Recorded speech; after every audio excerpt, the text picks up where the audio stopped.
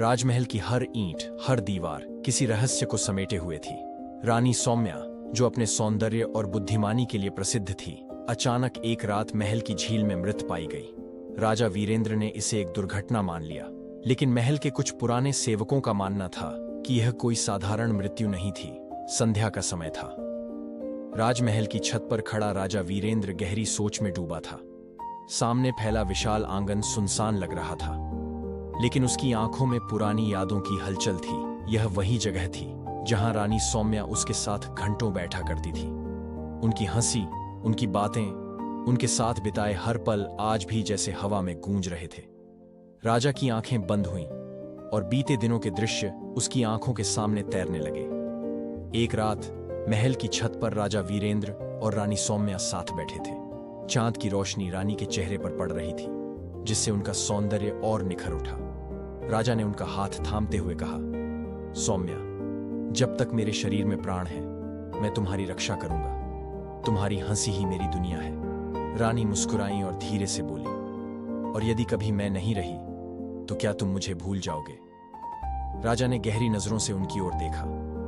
तुम मेरे अस्तित्व का हिस्सा हो सौम्या। तुम्हें भूलना मेरे लिए स्वयं को भूलने के समान होगा। राजमहल के पीछे एक सुंदर झील थी, जहां राजा और रानी अक्सर साथ समय बिताते थे। एक दिन रानी ने राजा को पानी के छींटे मार दिए और हंसते हुए भागने लगी। राजा ने झट से उनका हाथ पकड़ लिया और पास खींचते हुए कहा, इस शरारत की सजा मिलेगी महारानी। रानी ने मुस्कुराते हुए कहा, क्या सजा देंगे महाराज? राजा ने हल्के से उनके माथे को चूमा और बोले, बस इतनी कि तुम सदा मेरे साथ रहो। एक दिन राजा को युद्ध के लिए प्रस्थान करना था। रानी ने उन्हें तैयार होते देखा और उनका हाथ थाम लिया। क्या हर बार ऐसे ही जाना जरूरी है? मैं एक राजा हूं, यह मेरा धर्म है, लेकिन मेरी हर तलवार की चोट सिर्फ तुम्हारे लिए होगी सौम्या। मैं जल्द लौटूंगा। राजा वीरेंद्र के युद्ध पर जाने के बाद महल में रानी सौम्या के लिए सब कुछ सूना सूना लगने लगा। दिन भर महल की रौनक के बीच भी उनके दिल में अजीब सा सन्नाटा था। हर शाम जब सूरज ढलने लगता, वह अकेले महल के पीछे वाली झील के किनारे जाकर बैठ जाती। झील की ठंडी हवा उनके लंबे बालों से खेलती, लेकिन उन्हें सुकून नहीं मिलता। उनकी आंखें झील की शांत सतह को देखतीं, मानो उसमें राजा की परछाई ढूंढ रही हों। पानी में हल्की हलचल होती और उनके दिल में वही सवाल उठता, क्या वे सही सलामत लौटेंगे? ये वही जगह थी जहां रानी सौम्या उसके साथ घंटों बैठा करती थी। उनकी हंसी, उनकी बातें, उनके साथ बिताए हर पल आज भी जैसे हवा में गूंज रहे थे। अचानक एक रात महल की झील में मृत पाई गई। महायुद्ध अपने अंतिम चरण में था। राजा वीरेंद्र अपनी तलवार से दुश्मनों का संहार कर रहा था। चारों ओर शोर था, घोड़ों की टापें, तलवारों की टकराहट और सैनिकों की गर्जना। लेकिन राजा की आंखों में सिर्फ एक ही लक्ष्य था, विजय। तभी अचानक एक सैनिक घबराते हुए राजा के पास आया। उसके चेहरे पर भय था, हाथ कांप रहे थे। महाराज, महल से संदेश आया है। राजा ने अपनी तलवार नीचे की। कहो। सैनिक की आवाज भारी हो गई। रानी सौम्या नहीं रही। राजा ने अपनी तलवार जमीन पर फेंक दी। उसके लिए यह युद्ध अब खत्म हो चुका था। महल की ओर लौटते समय हर कदम भारी लग रहा था। महल का मुख्य द्वार देखते ही उसका दिल तेजी से धड़कने लगा। जहां कभी सौम्या उसकी प्रतीक्षा किया करती थी, वहां अब शमशान सी खामोशी थी। राजा सौम्या के कक्ष में पहुंचा। वहां सफेद चादर से ढका शरीर पड़ा था। उसके चारों ओर दिए जल रहे थे, लेकिन राजा को ऐसा लगा जैसे अंधेरा छा गया हो। उसने कांपते हाथों से चादर हटाई। सौम्या की बंद आंखें, उसका खामोश चेहरा, लेकिन उसके होठों पर अब भी हल्की मुस्कान थी, जैसे वह कह रही हो, राजा, मैंने हमेशा तुम्हारी प्रतीक्षा की। रानी के मरने के बाद से महल में अजीब घटनाएं होने लगी। रात के अंधेरे में किसी के सिसकने की आवाज आती, दीपक खुद ब खुद बुझ जाते, और सबसे अजीब बात, एक अनजानी चिड़िया महल के प्रांगण में रोज आकर चीखने लगती। यह कोई साधारण पक्षी नहीं था। इसकी आंखों में एक अनजाना भय था और इसकी चीखों में दर्द। एक रात राजा वीरेंद्र अपने कक्ष में सो रहे थे।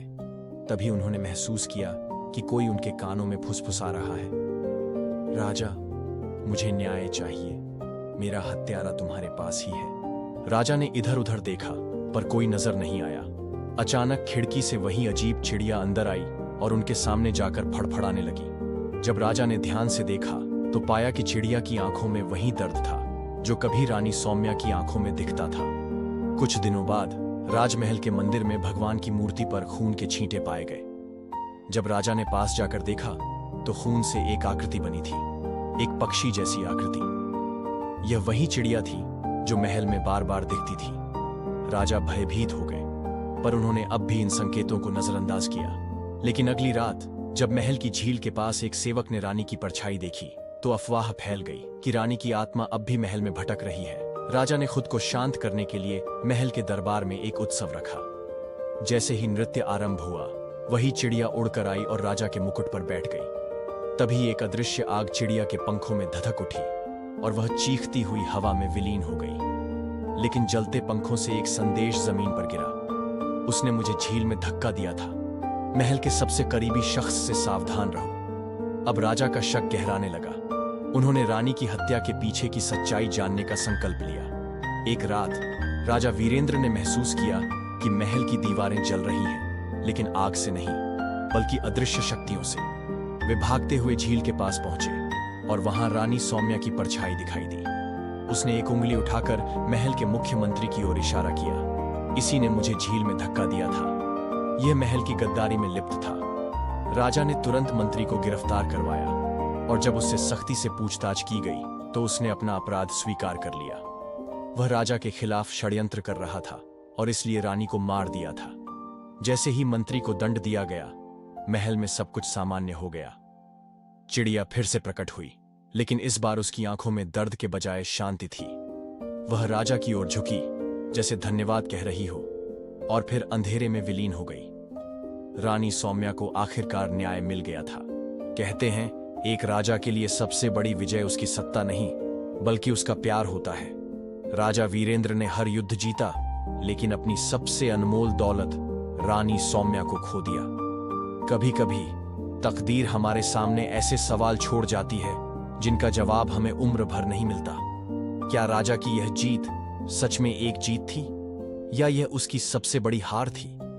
अगर आपको ये कहानी पसंद आई हो और आपके दिल को छू गई हो तो वीडियो को लाइक करें, अपनी राय कमेंट में जरूर बताएं और ऐसी ही दिलचस्प कहानियों के लिए चैनल को सब्सक्राइब करना न भूलें।